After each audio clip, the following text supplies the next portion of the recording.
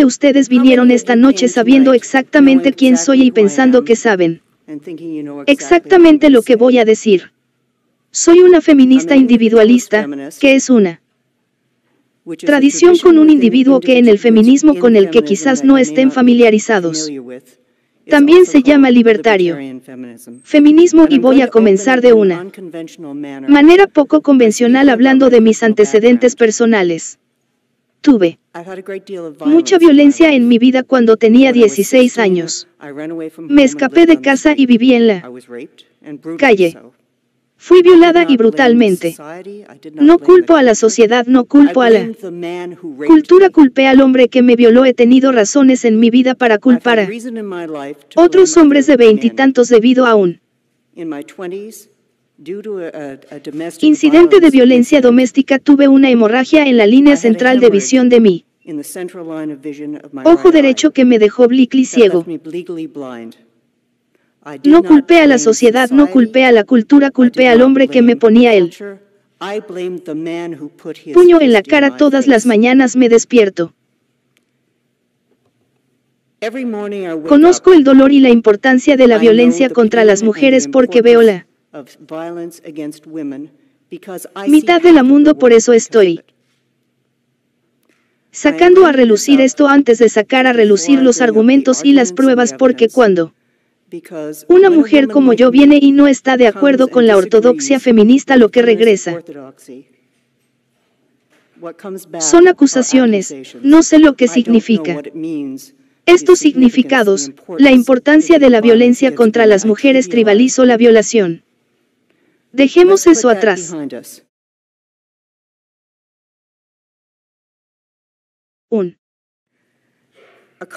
Entonces, feminismo sobre la cultura de la violación se puso de relieve el 28 de febrero de este año, cuando la Red Nacional de Abuso de Violación e Incesto, conocida como RAIN, la organización antiviolencia sexual más grande de Estados Unidos, y RAIN, la voz más influyente y apenas una voz del conservadurismo, envió una carta de 16 páginas a un nuevo grupo de trabajo de la Casa Blanca, que tenía la misión de reformar y estandarizar las audiencias de reforma universitaria en todo Estados Unidos. Afirmó en una cita que ha habido una desafortunada tendencia a culpar a la violación cultura para el extenso problema de la violencia sexual en el campus. Si bien es útil señalar las barreras sistémicas para abordar el problema, es importante no perder de vista un simple hecho de que la violación no es causada por factores culturales, sino por las decisiones conscientes de un pequeño grupo de personas, fracción de una comunidad, para cometer un delito violento. Si bien ese puede parecer un punto obvio, ha tendido a perderse en debates recientes. Y, citando a Reina, argumentó que centrarse en la cultura de la violación hacía más difícil detener la violencia sexual, ya que eliminaba el enfoque del individuo tiene la culpa y aparentemente mitiga la responsabilidad personal por sus propias acciones. Estoy de acuerdo en que el tratamiento de la violación debe alejarse de lo que se ha convertido en el supuesto statu quo de la ortodoxia feminista, alejarse de la violación como expresión de la cultura y acercarse a un pequeño número de personas, individuos absolutamente responsables de sus acciones. Hombres o mujeres como categoría, no violan, los individuos sí lo hacen y, sin embargo, esta idea va en contra de la idea general y de toda la discusión sobre la cultura de la violación. Usted habla de una cultura de la violación, está diciendo que la violación es tan ampliamente aceptada. Esa es una norma cultural, en resumen, es un aspecto definitorio de la sociedad. Y ciertamente hay culturas en las que esa definición encaja. Hay partes de Afganistán, por ejemplo, donde las mujeres se casan contra su voluntad, las asesinan por el honor de los hombres, las violan y cuando son violadas, las arrestan por ello y luego su familia las rechaza. Esa es una cultura de violación, pero eso no es América del Norte, no sé. Parece a América del Norte aquí, una violación es un delito que se castiga severamente incluso.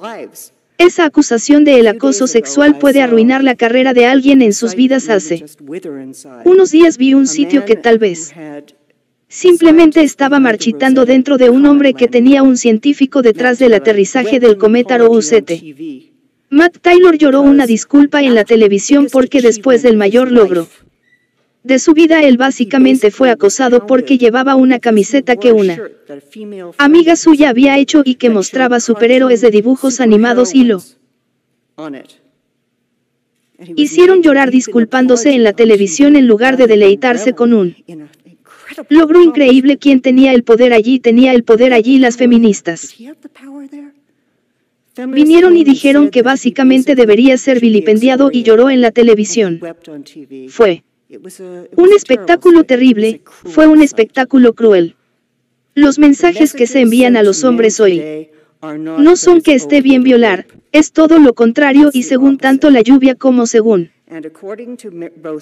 el Departamento de Justicia, la tasa de violaciones y agresiones sexuales ha disminuido a más de la mitad desde 1993, entonces, ¿por qué no celebramos que América del Norte no sea una cultura de violación y es un insulto a las mujeres que viven en una cultura en la que las mujeres aquí tienen tanta libertad y muchas oportunidades están tratando de compartir el mismo estatus con ellas? A menudo escucho mitos estadísticos para demostrarme que aquí las cosas son mucho peores para las mujeres de lo que me estoy besando, pero hay un problema con las estadísticas utilizadas para apoyar una cultura de violación. Los investigadores han tratado de descubrir de dónde vienen y en qué se basan, y es una tarea increíblemente difícil. Por ejemplo, una afirmación que circuló recientemente es que el 8% de los hombres universitarios han intentado violar o lo han logrado con éxito, y me detendré en el tema estadística por una razón. Algunos asociados y yo hemos tratado de rastrearla y cuando es típico de lo que sucede una y otra vez cuando las personas intentan rastrear estas estadísticas y descubrir dónde se basan, en que se basan en una clave. La razón por la que no encuentro evidencia de una cultura de violación sistémica, solo evidencia de violaciones cometidas por individuos, es porque los datos no existen. Rastreamos la cifra hasta un libro titulado Body Wars de la psicóloga clínica Margot Main para citar la cita del libro 8. El 30% de los hombres universitarios ha intentado violar o lo ha logrado con éxito. El 30% dice que violaría si pudieran salirse con la suya. Cuando se cambió la redacción para obligar a una mujer a tener relaciones sexuales, el número saltó al 58%. Aún así, el 83,5% argumentó que algunas mujeres parecían como si simplemente estuvieran pidiendo ser violados y cito: tropecé cuando leí por primera vez la cifra del 83,5% porque me parecía probablemente improbable que un estudio con base científica, en primer lugar, hiciera esa pregunta y, en segundo lugar, ese sería el resultado y nuevamente, soy una mujer que ha conocido una cantidad inusual de violencia. No soy ingenua en este tema cuando el National Post, que es un importante periódico canadiense, decidió dar seguimiento a las preguntas que nos plantearon sobre las estadísticas del libro de Maine, un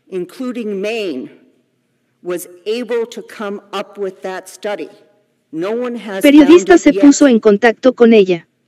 En gran medida no pudo dar sus fuentes. Hubo un estudio que informó y, para citar el libro nuevamente, en un estudio, más de la mitad de los chicos de secundaria y casi la mitad de las chicas declararon que la violación era aceptable si el hombre estaba sexualmente excitado sin citar a nadie. Incluido Maine fue capaz de elaborar ese estudio, nadie lo ha encontrado todavía.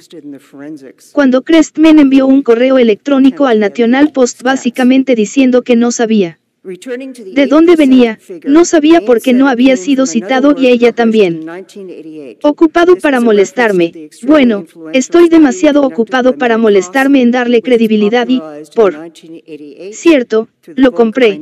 Traje el artículo si alguien está interesado en los análisis forenses del intento de obtener las estadísticas volviendo a la cifra del 8%. Men dijo que provino de otro trabajo, publicado en 1988. Esta fue una referencia al estudio extremadamente influyente realizado por Mary Coase, que se popularizó en 1988 con el libro Inever Khalid by El Aschen, el estudio misceláneo sobre el reconocimiento de la pelea y la supervivencia de una cita y una violación de Rabin Barsaf. Hay tantos problemas con el estudio del COE. Por un lado, ella misma admite que solo el 27% de las mujeres que había contado como víctimas de violación se consideraban violadas. El 49% dijo que el encuentro sexual en cuestión había sido el resultado de una falta de comunicación, no de una violación.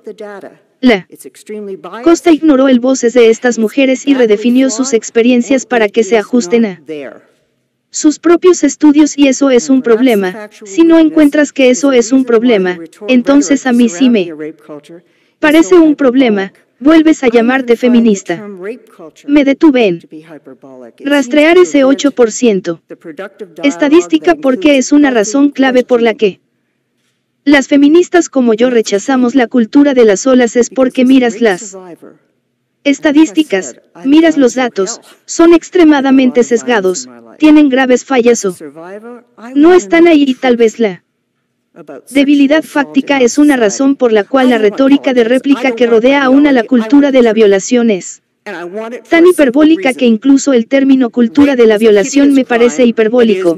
Parece impedir el diálogo productivo que incluye preguntas saludables, y eso es una pena porque soy una sobreviviente de una violación y, como dije, he pasado por mi salud con mucha violencia.